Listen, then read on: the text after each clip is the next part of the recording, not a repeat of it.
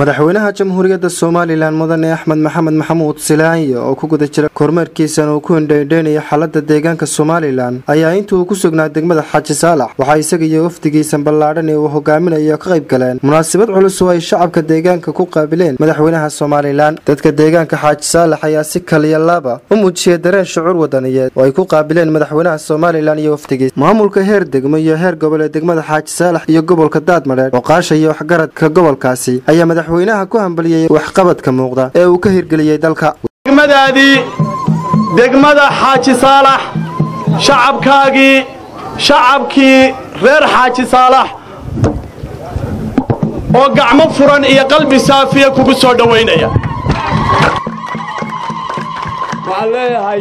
hadaalina waynu tashanaynaa xukuumadeennuna wax walba waynaala garab taagan tahay waxaanan jecelahay aad iyo aad inaynu u hirgelinno adeegga bulshada iyo waxqabadka iyo danaheenna iyo wax soo saarkeennaba inaynu heegan u ahaanaabaan doonaya waxaan ku ballan qaadaya haddaan ahay jiif caaqil axmed jiif caaqil xuseen jiif caaqil libax inaannu kuu kordhinno muddada ayaannu kuu ballan qaadaynaa haddii aan la yidhaah shanta ka dambeeyana aanu ku dooranno haddii aan la yidhaah ayaannu kuu ballan qaadaynaa oo aannu ma garanaysaa ayay kugu soo dhowaynaynaa in waxqabadka waddanka oo dhan Soomaaliland oo dhan aad ka qabatay oo mid muuqda yahay oo mid aad iyo aad u fiican yahay waxa aadna bartay in dadku wax qabsadaan Soomaaliland oo dhan waxa ka socda waxqabad mid aad iyo aad u badan baa ka socda wasiirka xanaanada xoolaha Soomaaliland Cabdi Aw Daahir wasiirka wasaaradda warfaafinta Soomaaliland mudane Cabdilaahi Daahir Maxamed Cukuse iyo wasiirka deegaanka Shukri Xaaji Baande iyo xildhibaan Wabeeye oo iyaguna munaasabadaasi ka hadlaya waxa hadaladoodii kamid ahaa saldhiga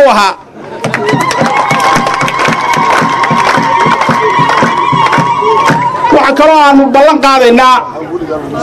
annaka oo magaca madaxweynaha ku hadlayna wixii aan noo sheegteen wixii aanu qabanayna qabanay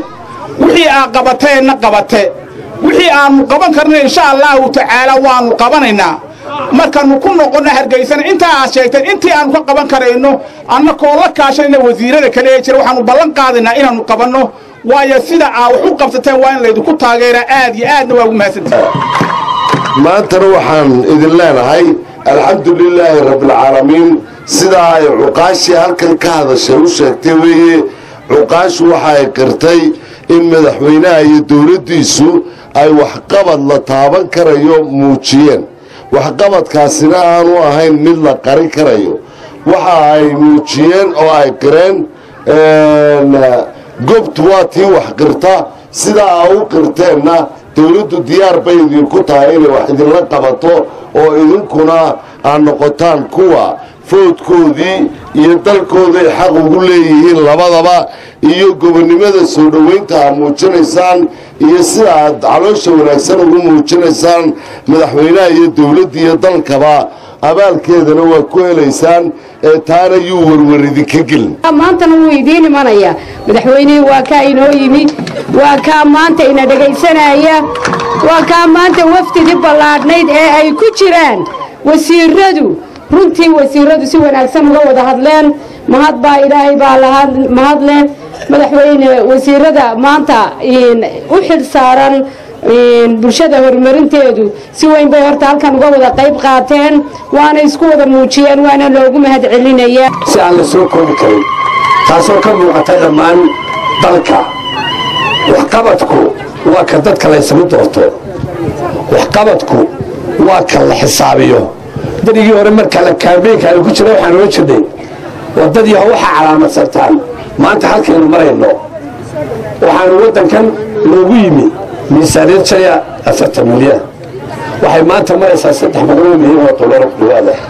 waxaana dayactiray dhammaan hay'adaha dowladda madaxweynaha Soomaaliland mudane Axmed Maxamed Maxamuud Silaanyo ayaa shacabka uga mahad celiyay soo dhaweynta ballaaran ay shacabku ku qaabileen madaxweynaha Saalax ee gobolka Daadmareed